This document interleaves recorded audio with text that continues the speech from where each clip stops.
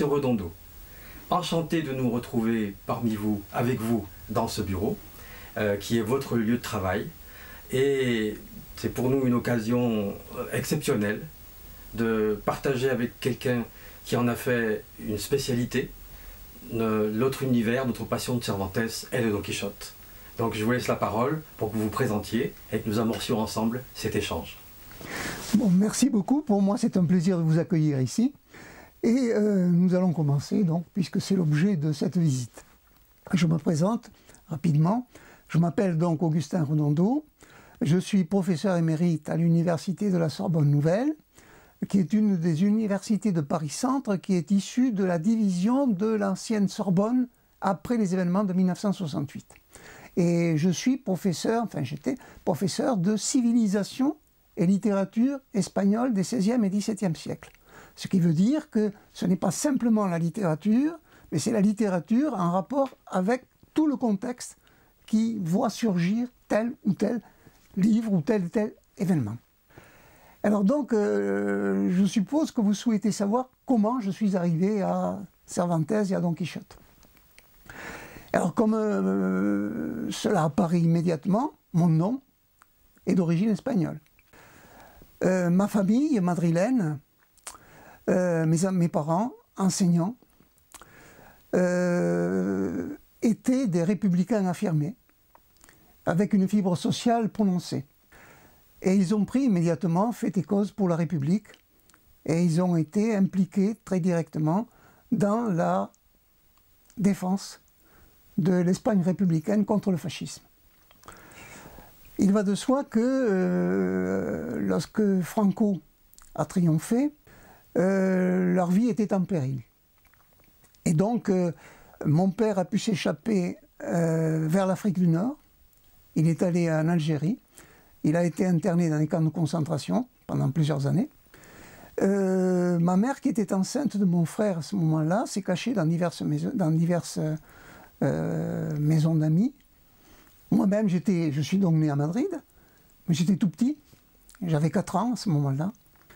Et dès que ma mère a pu accoucher, elle a tout mis en œuvre pour traverser les Pyrénées. D'autant plus qu'elle parlait parfaitement le français, elle était bilingue, car une partie de sa famille résidait en France. Donc nous avons franchi les Pyrénées à pied, je laisse de côté les péripéties, et nous sommes arrivés donc en France. Et le lendemain, j'ai eu 5 ans. Donc il va de soi que assez rapidement j'ai appris le français, et que le français est devenu en réalité ma première langue. Mais donc il y avait une tradition bilingue chez moi, dans ma famille. Mon père a pu revenir d'Algérie, après des péripéties, il a été interné dans un camp de concentration. C'était les Allemands avaient envahi la zone sud, nous étions dans le sud, au pied des Pyrénées. Et malgré cela, il a pu avoir des contacts avec sa famille, on le laissait sortir plus ou moins pendant la journée, etc. Et ensuite, il a fallu gagner sa vie, c'était très difficile parce que on était très pauvres. Et mes parents ont pu gagner leur vie en faisant des sandales. Mon père avait appris en Algérie à travailler à l'Alpha. Et donc, c'est comme ça que nous sommes arrivés à... Bon. Et mon avenir, j'aimais beaucoup le travail du bois et je serais sans doute devenu menuisier. Mais il se trouve qu'à la Libération, j'ai pu aller dans un cours complémentaire. Le cours complémentaire, c'était l'enseignement secondaire des pauvres. C'est-à-dire que c'était simplement jusqu'en 3e. Et ensuite, on avait des carrières courtes dans les PTT ou bien aux impôts, etc. Et pour moi, la façon de m'en tirer, puisque j'étais attiré par les études, c'était d'entrer dans l'école normale primaire qui existait au pied des Pyrénées, puisque nous étions dans la région fuxéenne, et je suis devenu élève-maître à l'école normale de Foix. Et j'ai eu un contact à ce moment-là avec un professeur que j'ai beaucoup aimé, qui s'appelait Roland Labarre, qui est mort il y a très très peu de temps, qui était professeur d'espagnol, frais et moulu de l'école normale supérieure de Saint-Cloud. Après l'agrégation, il m'a ouvert des perspectives, puisque j'étudiais l'espagnol. Il m'a ouvert des perspectives inusitées en particulier parce qu'il était très attiré par l'histoire et il nous parlait de l'Espagne des trois civilisations, l'Espagne, sa géographie, son histoire, sa musique. C'est là que j'ai découvert Manuel de Falla, par exemple. Et de notre côté, il a commencé à parler du siècle d'or. Et un auteur qui revenait, c'était Cervantes. Alors, nous n'avions pas étudié Cervantes à proprement parler, mais il nous en a parlé comme ça. Et comme mon père m'avait dit, le jour où tu pourras, il faut que tu lises Don Quichotte. C'est un livre régénérateur, une grande œuvre. Et tu verras, ce sera un plaisir pour toi de le lire. Alors jusqu'alors, je n'avais pas eu l'occasion de lire Cervantes, de lire Don Quichotte. Et à la bibliothèque de l'école normale, j'ai sorti un Don Quichotte, qui n'était pas un Don Quichotte en espagnol, mais en français. Il n'y avait pas en espagnol, mais en français. Et je pense que c'est la vieille traduction des auteurs du XVIIe siècle, César Houdin en particulier, François de Rosset, revue par Jean Cassou. Et je crois que c'est cette édition-là que j'ai lue. Alors, ce livre m'a ébloui d'un certain point de vue. Pour moi, c'était une véritable découverte. Il y avait des choses qui m'échappaient, mais grosso modo, je comprenais. Et je comprenais un texte du XVIIe siècle. Alors, c'était une lecture de premier niveau. Mais en même temps, j'ai beaucoup ri. Et en même temps, j'ai été frappé par la dignité de cet homme, de ce héros, qui coupait toutes les amarres et qui partait à l'aventure pour restituer, croyait-il, dans sa plénitude, la justice, la liberté, la bonté et la paix. Et cela m'a quand même porté à réfléchir, dit mais ce livre, ce n'est pas un livre ordinaire. Et cette lecture de premier degré m'a laissé une espèce d'arrière-fond en disant il faut qu'un jour tu reviennes à ce livre et que tu essaies de l'approfondir. Alors entre-temps, j'ai fait des études. J'ai pu rentrer ensuite, après l'école normale primaire, à l'école normale supérieure de Saint-Cloud, et où j'ai fait des études à la Sorbonne. Et à la Sorbonne, j'avais un professeur qui était Aristide Rumeau, un spécialiste des XVIe et XVIIe siècles, qui travaillait beaucoup dans une perspective qui était nouvelle pour nous, parce qu'on travaillait les textes littéraires, c'était de la littérature. Or lui, ce qu'il faisait, c'était replacer les textes dans un contexte très large, et en particulier en donnant toute sa plénitude à l'histoire, pour essayer de comprendre comment un livre avait pu émerger à un moment déterminé. Et il a appliqué cela à l'ancêtre de la picaresque, c'est-à-dire en particulier au Lazarillo de Tormes. Ce qui fait qu'à postérieurement aussi, je me suis intéressé et j'ai écrit sur le Lazarillo de Tormes. Et entre-temps, on n'a pas eu l'occasion d'étudier le Don Quichotte. J'ai eu la possibilité aussi d'assister au cours de Marcel Bataillon au Collège de France. C'était le prince des hispanistes. Son Erasme et l'Espagne étaient vraiment ouvert des perspectives absolument nouvelles. Et donc, j'ai dit, c'est dans cette direction que je vais m'orienter. Et il se trouve que je suis devenu assez rapidement assistant à la Sorbonne pour préparer ma thèse de doctorat. Ma thèse de doctorat portait sur un auteur du XVIe siècle, Antonio de Guevara, qui n'a rien à voir avec l'autre Guevara, et qui a été prédicateur royal, historiographe royal, un chroniqueur donc, et écrivain. Et il a écrit des livres d'orientation politique, disons d'orientation moralo-politique. Il m'a donc inspiré et je l'ai replacé dans sa circonstance au sens large du terme. Donc ma thèse était en fait une thèse qui était à la base de caractère historique et puis qui s'est levée progressivement jusqu'à ses œuvres qui m'intéressaient particulièrement, parce qu'il a écrit d'autres œuvres, de caractère moralo-politique. Donc l'histoire prenait déjà une part importante dans ma formation. D'autant plus que j'avais toujours été attiré par l'histoire et j'avais hésité à savoir si je faisais des études historiques ou des études hispaniques. Mais l'attrait de l'Espagne, bien sûr, avec tout ce que je vous ai dit, a été le plus fort. D'autant plus que je n'abandonnais pas pour cela l'histoire, m'intéressant à l'histoire de l'Espagne. Et donc, je suis parti à la Casa de Velázquez pendant 3 ans, c'est-à-dire à l'école des études hispaniques de Madrid. J'ai pu bien avancer ma thèse. Ensuite, je suis rentré en 1967 et on m'a envoyé à la jeune université de Tours pour créer les études ibériques et ibéro-américaines. Alors ça a été des années d'intense travail. Don Quichotte était totalement oublié, il fallait que je fasse de tout. Petit à petit, on a monté, etc. Je suis resté 10 ans, 11 ans presque, 10 ans à Tours. J'ai été très heureux, mais il se trouve que j'ai été élu ensuite à la Sorbonne. Et que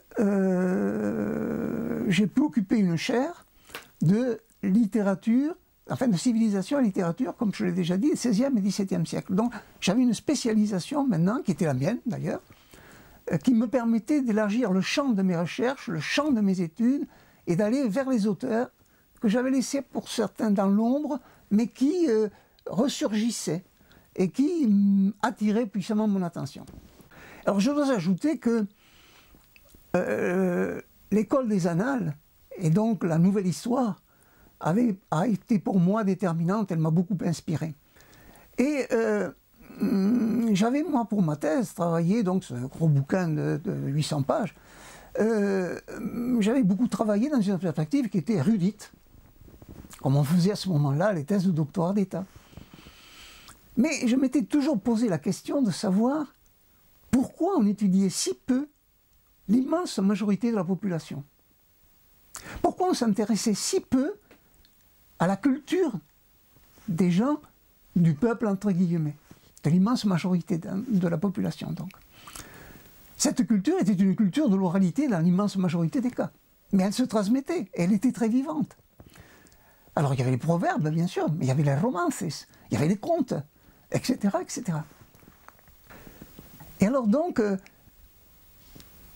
autour des années 1970, à peu près, il y a eu un grand débat en France autour de la culture populaire et la culture savante. C'était un débat qui n'existait pas en Espagne d'ailleurs.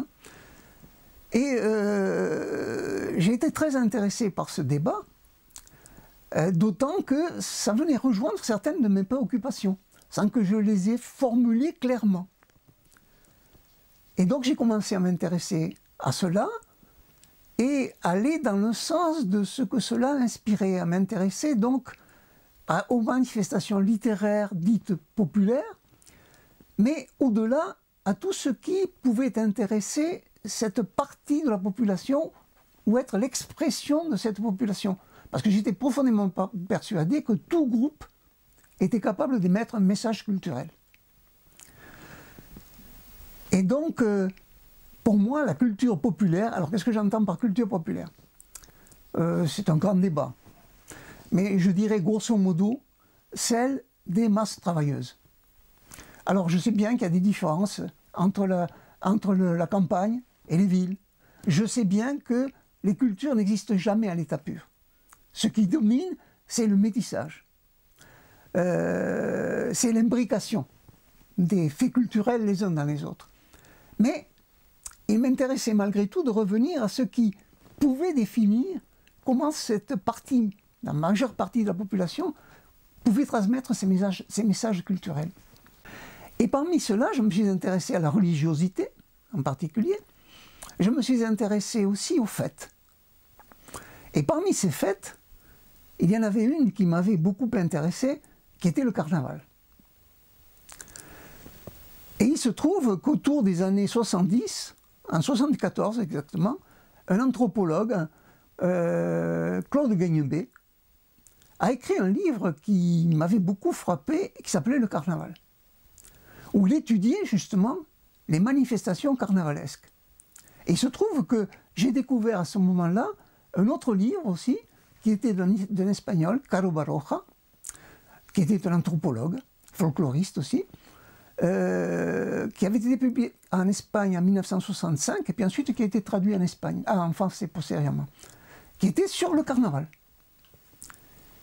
Et peu après, j'ai découvert aussi le livre de notre ethno-anthropologue qui a fait presque toute sa carrière à Toulouse, et qui était Daniel Fabre. Et Daniel Fabre a beaucoup écrit sur la fête en Languedoc, et en particulier sur le carnaval. Et alors j'ai dit, mais voilà des manifestations qui méritent effectivement d'être étudiées, d'être prises en considération. Et comme par hasard, en 1970, je crois que c'est la date, apparut en France un livre que j'avais lu avec un très très grand intérêt, qui était le livre de Michael Bakhtin, qui était sur Rabelais et la culture populaire au XVIe siècle. Et il mettait l'accent sur ce qu'impliquait cette culture populaire. Alors c'est une culture qui... il faut dire que le carnaval, je vais rapidement passer dessus, hein, mais il faut quand même dire deux mots. Le carnaval, c'est un temps d'exception. C'est un temps hors de l'ordre normal des choses. C'est un temps d'inversion. Le temps où ceux qui sont en bas prennent momentanément le pouvoir, entre guillemets, pendant une période de marge. Et ensuite, on revient à l'ordre normal des choses. Et ce carnaval permet donc d'exalter tout ce que la société normale réprime. En particulier, le fait d'exalter toutes les activités corporelles. Alors, le manger, le boire, les activités sexuelles, l'exaltation aussi de ce que Bakhtin appelle le bas corporel grossier, défécation, etc., etc. Alors ces fêtes sont marquées en même temps par une explosion de cette espèce de folie qui s'empare de toute une communauté. Et d'où il y a des fêtes de fous. Et cette période venait nourrir, dans la perspective de Bakhtin, tout ce qu'avait été le Gargantua et le Pantagruel. Ça ne veut pas dire qu'il faut la réduire à cela. Ça veut dire qu'elle nourrit. Il y a un substrat qui s'infiltre dans le texte et qui ensuite se conjugue à d'autres formes culturelles, les formes érudites, les formes de l'humanisme, etc., etc. Mais c'est une dimension du texte qu'il ne faut pas perdre de vue. Et donc j'ai été tellement intéressé par cela et par les présupposés de Bakhtin que j'ai... D'autant plus que Bakhtin dit à un moment donné, ce n'est pas simplement Rabelais, c'est aussi Shakespeare, c'est aussi Cervantes. Et il dit, Sancho, par sa panse, par son appétit, par ses activités corporelles, est une incarnation du carnaval. Et Don Quichotte ne peut être que, par sa gravité, par son érudition aussi, ne peut être que l'incarnation de ce qui est opposé, c'est-à-dire de carême. Parce qu'en effet, après le temps de carnaval, tout reprend ses droits, la société, le gouvernement, et puis de notre côté, l'Église. Et après le carnaval vient quoi? L'époque de macération, l'époque d'ascétisme, c'est le carême. Et donc la reprise en main. Ce n'est pas par hasard que tous les régimes dictatoriaux ont banni le carnaval. Par exemple, le carnaval a été banni en Espagne à l'époque du franquisme. Et on pourrait citer, multiplier les exemples. Alors donc, je suis arrivé à essayer de voir comment cette infiltration carnavalesque jouait dans le Don Quichotte. Et en particulier, je me suis intéressé au personnage de Sancho Panza. Et en effet, Sancho Panza, cette exaltation du carnaval par toutes ces manifestations. Sancho Panza, c'est la forme populaire de Saint Pansar. Saint Pansar, Santo Panza, c'est-à-dire celui qui incarne le carnaval. Sancho, c'est cela. Sancho, de notre côté, ça c'est une étude récente que j'ai faite là-dessus, Sancho, c'est une autre forme du cochon. L'Espagne du XVIIe siècle ne connaît pas le terme cerdo, qui est le terme aujourd'hui utilisé normalement, mais puerco simplement. Mais Sancho est une autre de ces formes. Bon, laissons cela de côté parce que ce n'est pas ce qui m'intéresse actuellement. Alors donc, et j'ai montré, il me semble, en même temps, comment Sancho était en train de vivre un épisode typiquement carnavalesque, qui est celui de l'île Barataria, lorsqu'il devient gouverneur de cette île de fantaisie, mais où il se révèle, où il prend une autre dimension.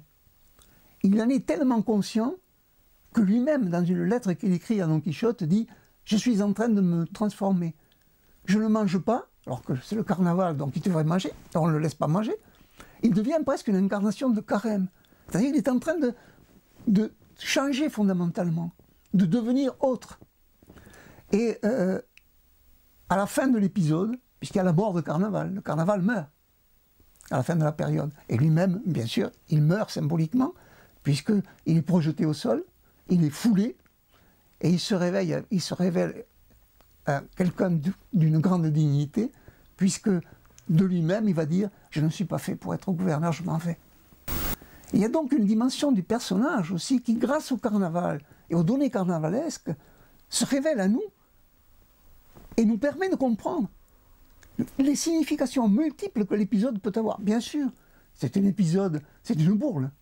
C'est un épisode qui est dans un temps d'inversion. Nous sommes dans un monde à l'envers. Bien sûr, c'est un épisode où le rire est omniprésent. Mais c'est en même temps un épisode qui suscite très fortement la réflexion du lecteur.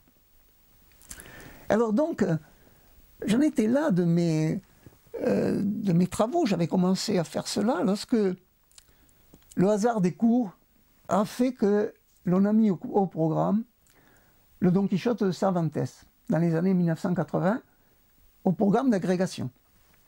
Et j'ai donc fait le cours, pendant 2 ans, sur le Don Quichotte.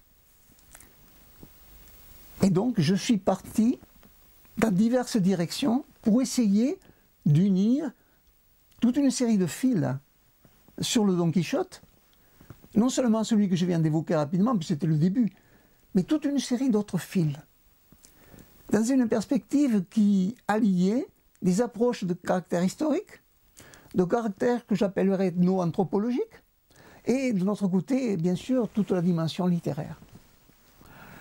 C'est donc dans cette perspective que j'ai été amené à travailler et que, postérieurement, j'ai publié donc ces 2 livres-là, dont on parlera peut-être tout à l'heure.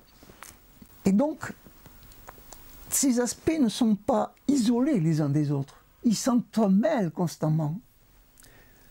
Les aspects de culture érudite se mêlent à ceux qui sont de caractère plus populaire, disons, avec tous les guillemets que l'on veut. Mais, pour la clarté de l'exposé, je vais isoler un certain nombre de ces thèmes. Alors je n'en prendrai que quelques-uns, parce que le Don Quichotte est un livre inépuisable. Par exemple, ce qui m'a beaucoup frappé, c'est que au début, le héros est défini comme un hidalgo, dès le début. Or, que veut dire hidalgo au moment où Cervantes écrit le Don Quichotte? Qu'est-ce que c'est qu'un hidalgo? Un hidalgo, dans le passé, ça avait été le noble par excellence.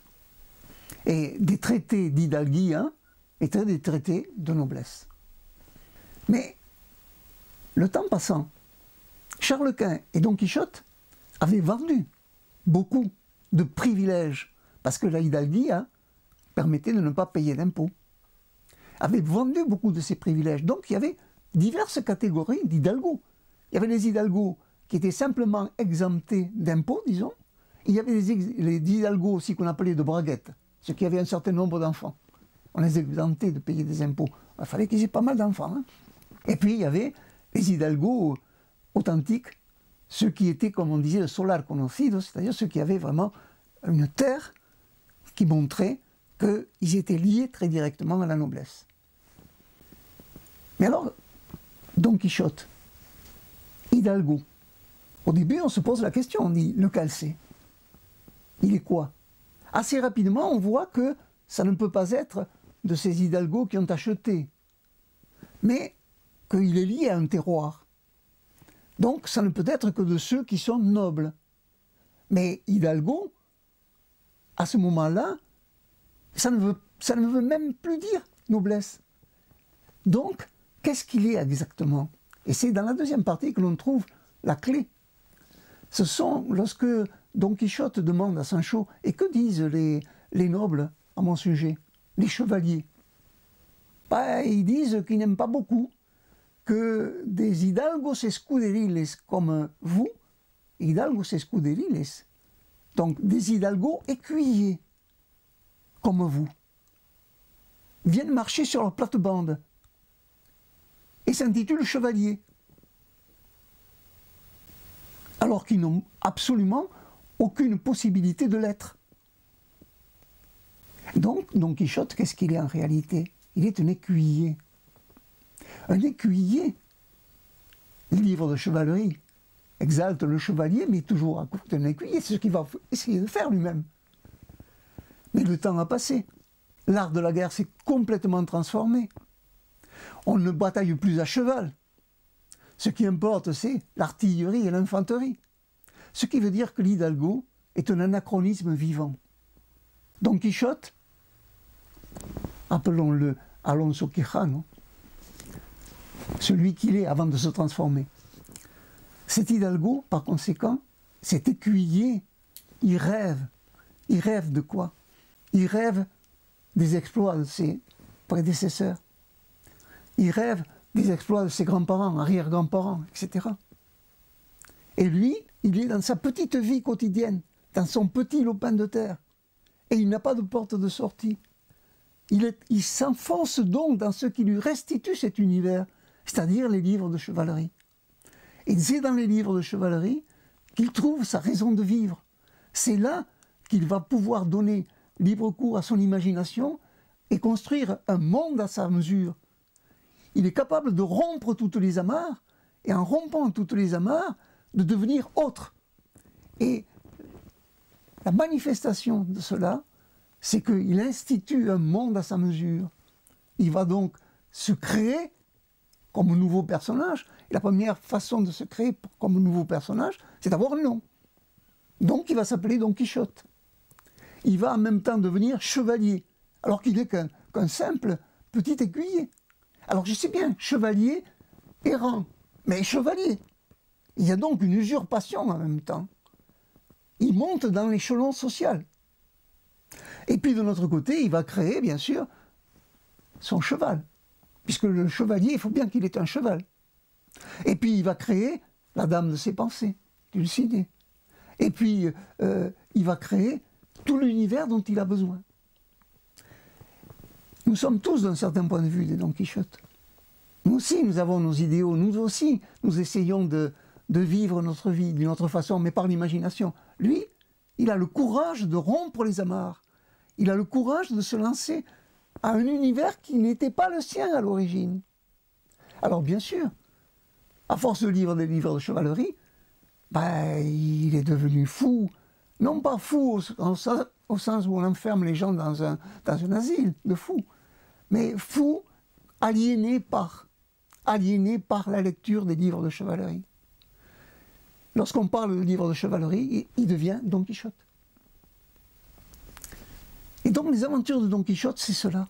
C'est un écuyer qui a rompu avec son origine et qui est devenu chevalier parce qu'il veut vivre une autre vie, parce qu'il en a assez de cela. Et c'est là que commencent les aventures de Don Quichotte. Deuxième exemple que je voudrais donner de cette réalité historique qui est là, qui est dans le Don Quichotte et qu'il faut comprendre. On ne connaît pas son nom. Ou plutôt, il y a plusieurs noms qui sont donnés. Il y a donc un être en perte d'identité. Qui est-il? Le nom, suivant toute la tradition aristotélicienne, mais aussi platonicienne, et suivant aussi les canons de la Bible, le nom, c'est ce qui définit effectivement l'être. Et Frère Luis de León, dans les noms du Christ, ne dit pas autre chose. Donc, il y a là un véritable problème.